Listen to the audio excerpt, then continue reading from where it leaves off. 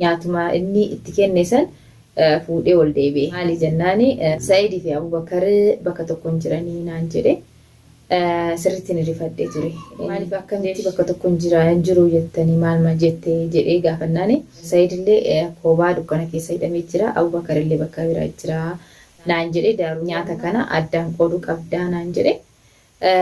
Anillee ani bakka tokkotti jiranii jedheetuma nyaata bakka tokkotti heddummeesse. Sa'iid hin baasu Abubakar hin baasaa jedhee ture. Garuu kan inni asa'u guutuunu kijiba. Abubakar immoo ni beeka. Ooduu wajjumaa Sa'iid immoo wajjin du'aa malee. Obee wajjumaan baa malee Abubakar abadan Sa'iid gatee hin ba'u kobaasa. Assalaamu alaikum warahmatullahi wabarakatuh. Kabajamtootaa fi hordoftoota keenya akkam jirtanitti nagaa keessanii fayyaa keessanii alhamdulillah rabbil alamin nagaa qabaasiniin jedha.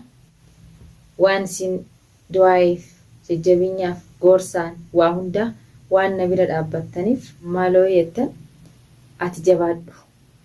Ati akkana godhi jettanii na gorsitan hundaa'u wallahi sirriitti gara na jabeessa jira.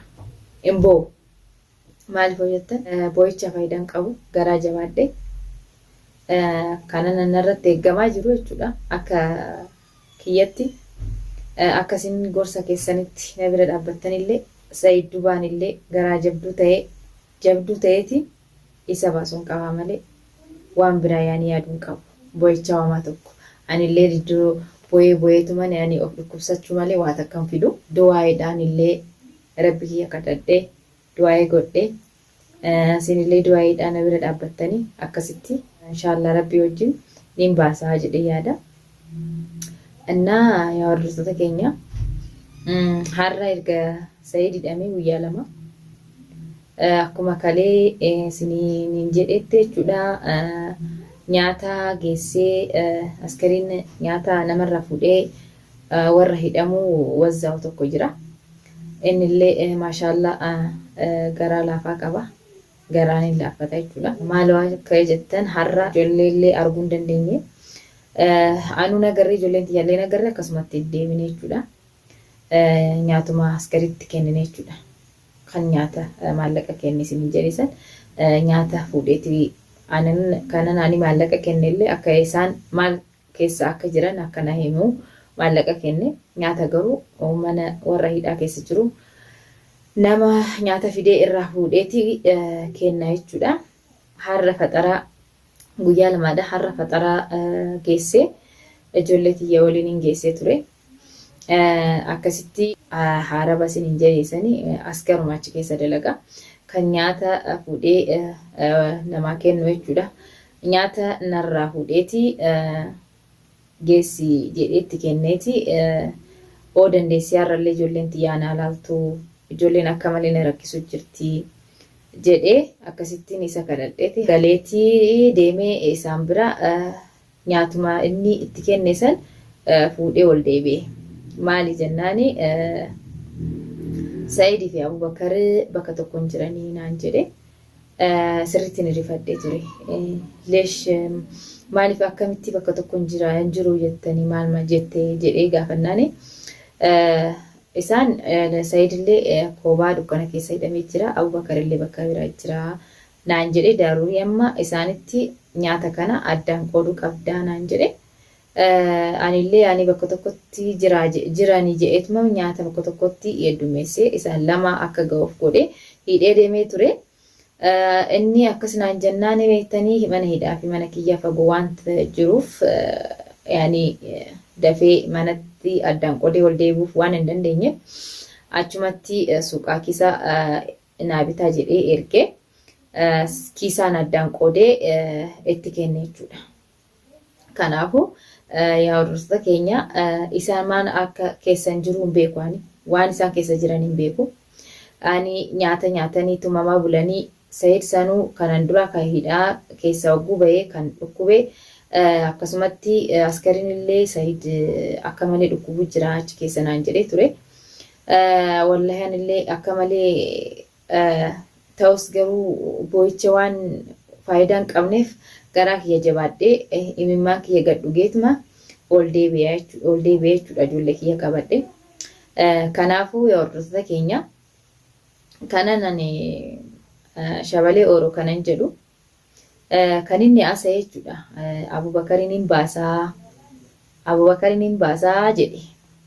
Abubakar baasuu odoo hin ta'in garuu isaan bira deebuu baatee isaan biraa ni quban qabu. Rabbi haa beeku.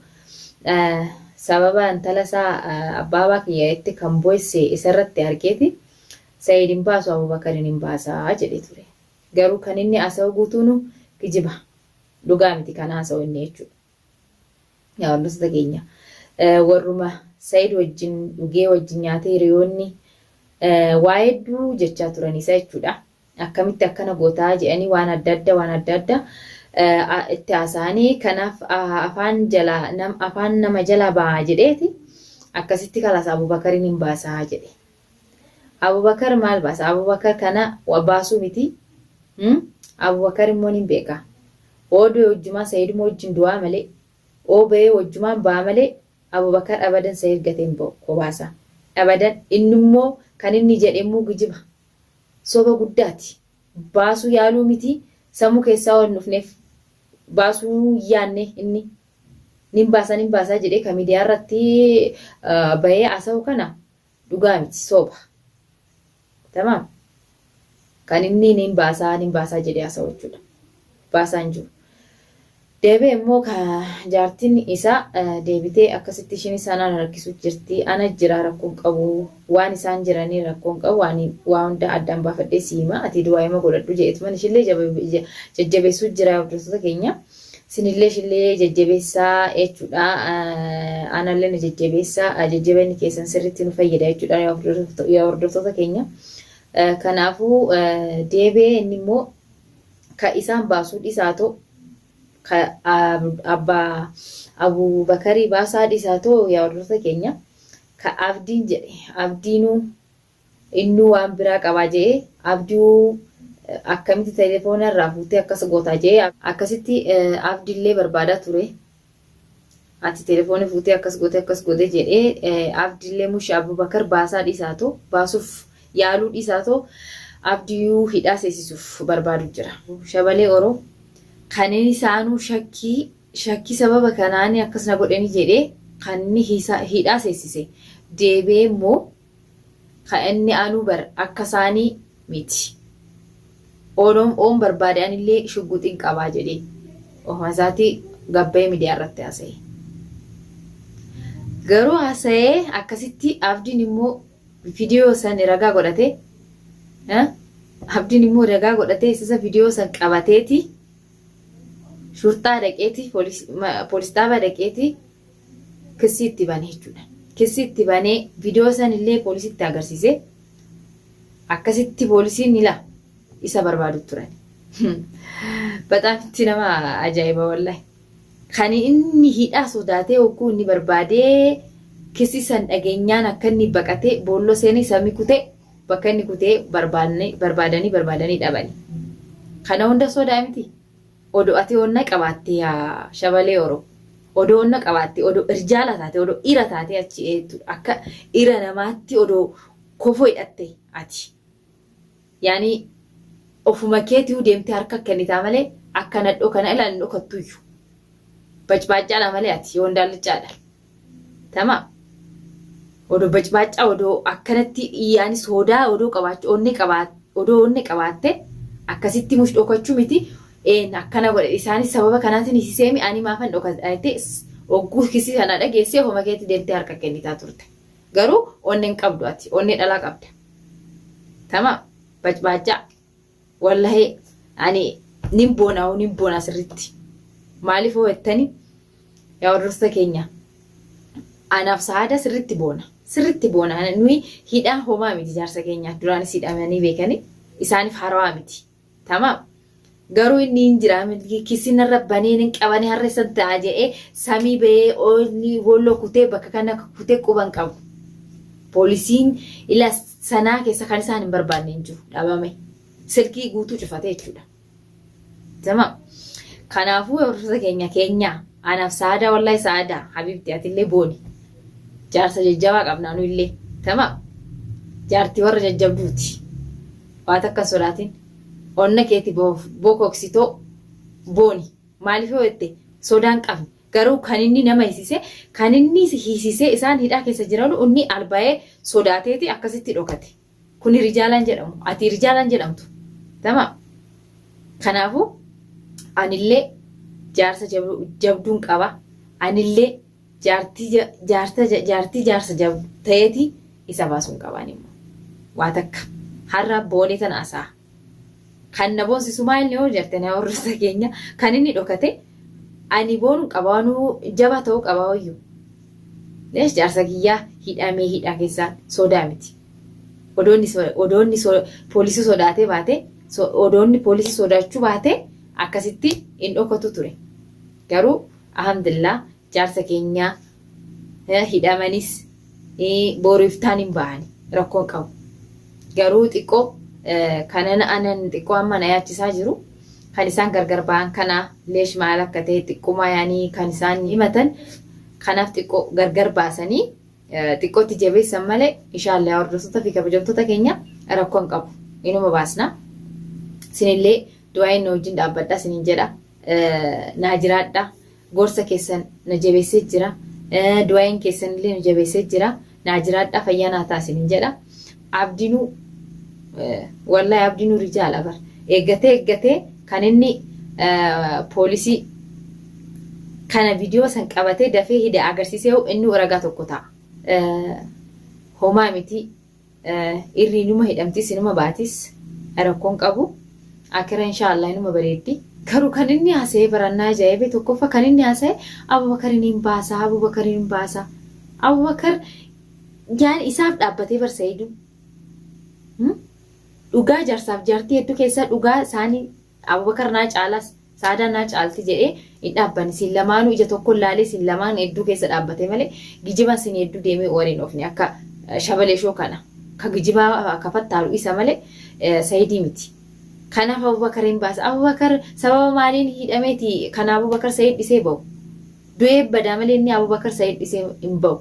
Abadan kanan ani harka guutuun harka kudhanitti ni farramaan.